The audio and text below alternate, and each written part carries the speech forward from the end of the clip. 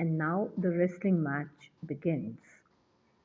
Celia wished the young stranger might not be hurt, but Rosalind felt more for him. The friendless state which he said he was in, and that he wished to die, made Rosalind think that he was like herself, unfortunate. And she pitied him so much, and so deep an interest she took in his danger while he was wrestling, that she might almost be said at that moment to have fallen in love with him. So Rosalind felt very close to Orlando because they were both they were both victims of the circumstances, and she thought they were both sailing in the same boat. Both were unfortunate because of the circumstances they were faced by.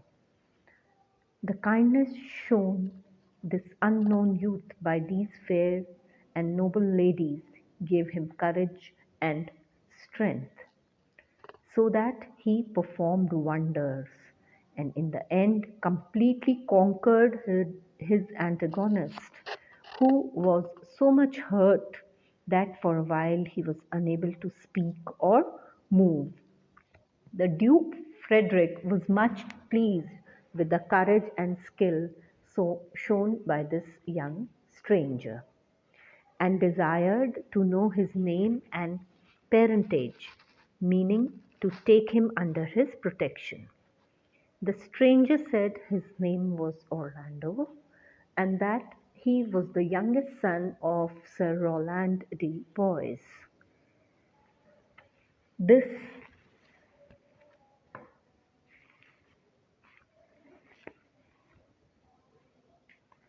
this description actually upsets the Duke because Sir Roland de Boys, the father of Orlando, had been dead some years, but when he was living, he had been a true subject and dear friend of the banished Duke.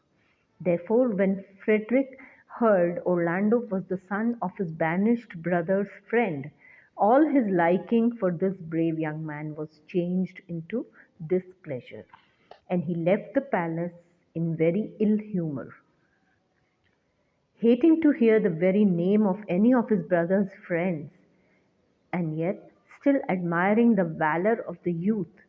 He said, as he went out, that he wished Orlando had been the son of any other man.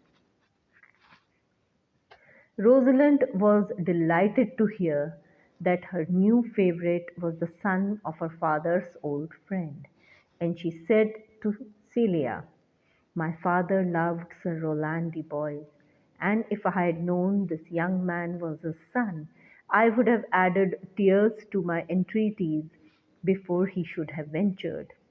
The ladies then went up to him, and seeing him abashed by the sudden displeasure shown by the Duke, they spoke kind and encouraging words to him, and Rosalind, when they were going away, turned back to speak some more civil things to the brave young son of her father's old trusted friend.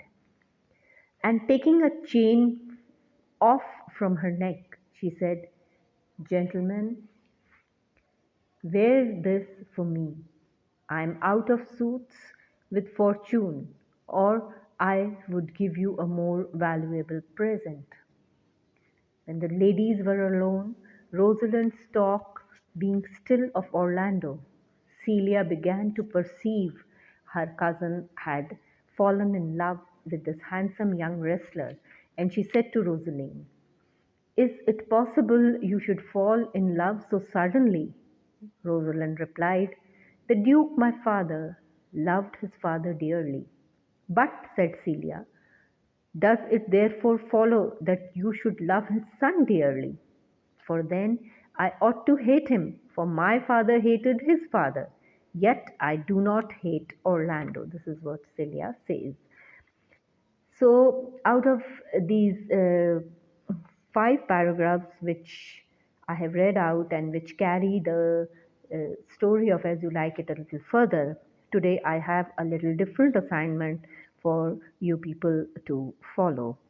And I expect you to do it with utmost sincerity and to do it as a team, and then to also review your assessment and put it up for peer correction, error correction. Okay.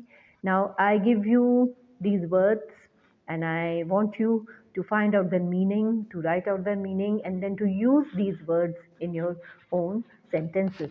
Please note down the words, they are from the paragraph which I have just read out. Courage, antagonist, entreaties, ill humor, valor, abashed, civil, and perceive. These are the words which you are required to consult, write down the meaning, and then use these words in your own sentences and then put it up for peer correction. Thank you.